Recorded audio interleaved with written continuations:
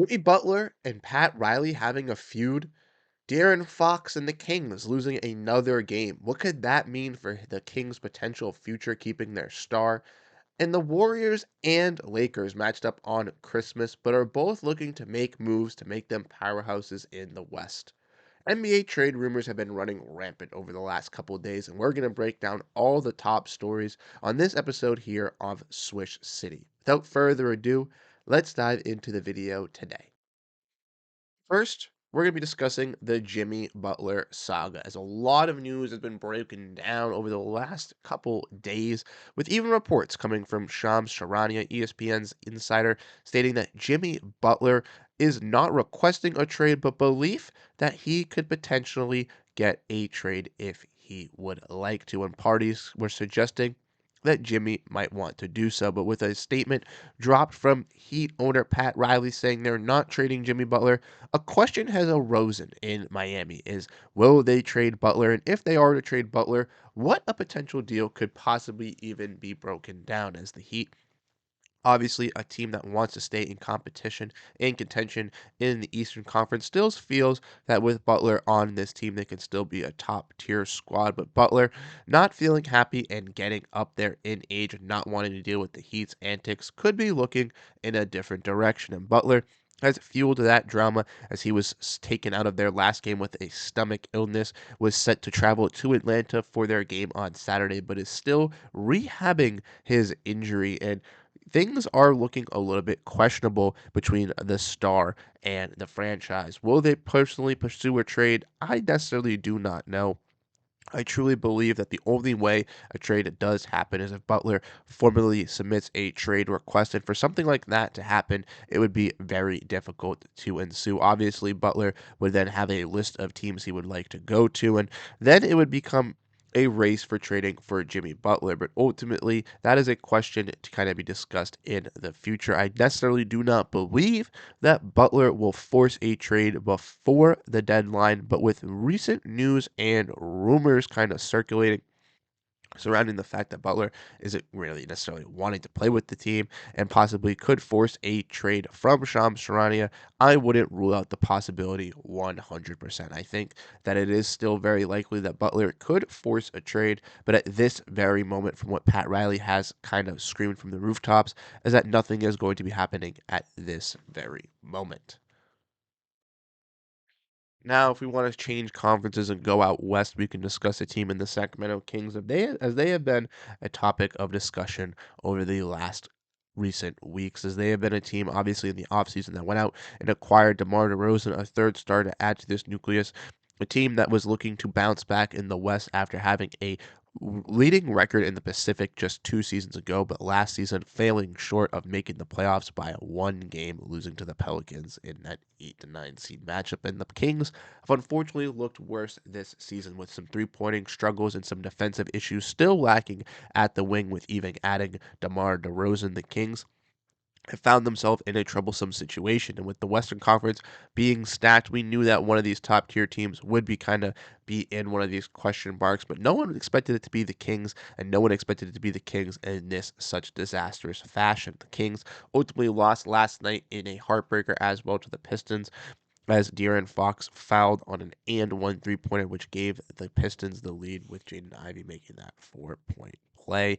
And there's been a lot of discussion revolving around this Kings team. In our recent video, we kind of broke down, is it scary hour in Sacramento, as obviously Rich Paul was setting to meet with agents and to meet with the Sacramento front office regarding De'Aaron Fox. It has been said that De'Aaron Fox does not want to be traded from the Sacramento Kings, as he wants to win in Sacramento, but Fox still wants to win. And if the Kings aren't going to build a roster around Fox to give him a winning culture, ultimately Fox could then resort into a trade. Now, with Fox, I don't necessarily think that he is going to be traded this trade deadline. I think the player that we recently talked about in Jimmy Butler has a higher likely chance of being traded due to the fact that he is obviously on a player option and could, find a way to get to another team and sign a extension with that squad. With Fox, he has declined the extension, so with Fox, it's a little bit more difficult. Did not accept the extension with the Kings, so it's a little bit more difficult for Fox. And like I said,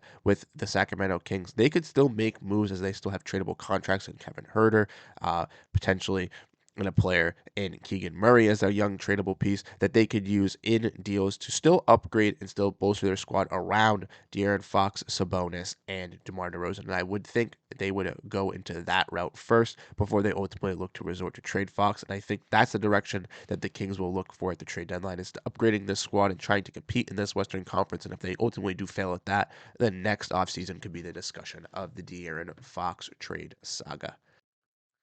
All right, we're going to stay out west here and discuss one of the last two topics here. And talking about the Warriors and the Lakers. We saw the matchup on Christmas Day, and we saw obviously a great matchup between Steph Curry and LeBron James. But both teams are still sitting in the Western Conference, still looking to make moves ahead of this trade deadline. The Lakers looking to upgrade at that center position, adding some much needed help to their front court in that depth department.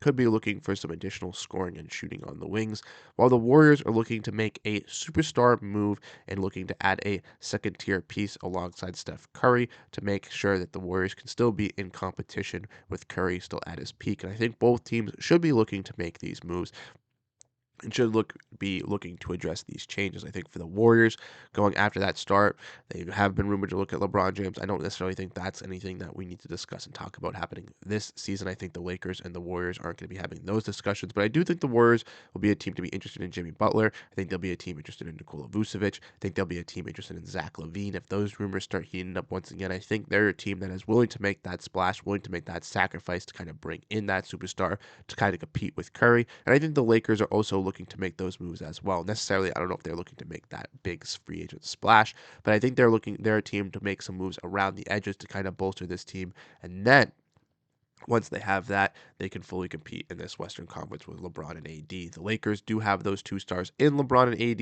even if they are a little bit older. AD just recently dealing with that injury. LeBron showing a little bit of his age getting up there now this season. They still can prove to be two stars. The Warriors, though, on their hand, don't have that second star with Steph Curry and desperately need that second star to help compete alongside of him to push those Warriors back into that top conference of the West like they were at the start of the season. And we'll go back east for the last topic, as this team in the Brooklyn Nets, featuring these two players in Dorian Finney-Smith and Cam Johnson, I think are going to be the team that kind of start off the trade deadline. And that, by saying that, is because the Nets are a team that is known to want to be sellers, and Dorian Finney-Smith and Cam Johnson are two wings that the Nets have that they're looking to sell that multiple teams have interest in.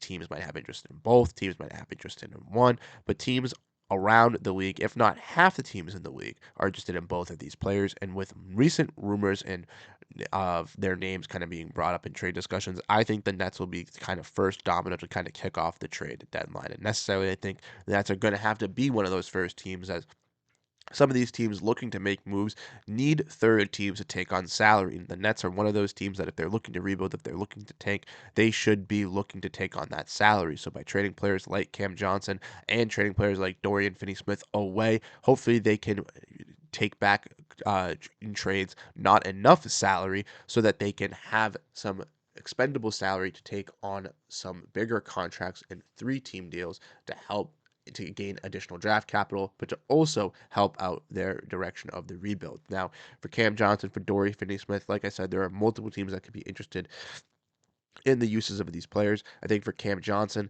I think teams like the Lakers, the Grizzlies, the Rockets, multiple Cavaliers, there are an abundance of teams. Dorian Finney-Smith, I think the same teams kind of apply. I think the Grizzlies are a team that have been recently interested in him that I think would be a really nice fit for a player like him. Maybe even the Mavericks, maybe even a team like the Thunder for Cam Johnson. There are multiple teams that you could realistically adjust for both of these squads. They're both 3-and-D plug-and-play wings. Cam Johnson a little bit younger, so if you are a team that is looking to add a piece that can be a more of a not a cornerstone piece, but a middle of the pack piece that can be an influential piece for a few seasons, go after a player like Cam Johnson. If you're a team looking to just add a spark plug off the bench, a guy who could be attainable for a season or two, maybe even a couple more, then go after a guy in Dorian Finney-Smith. It's ultimately what are these teams willing to give up and how tradable are these contracts for said teams that are interested in these players. But I do believe that the Nets will be the first domino in effect, kind of set off the trade deadline with moving off of these two guys.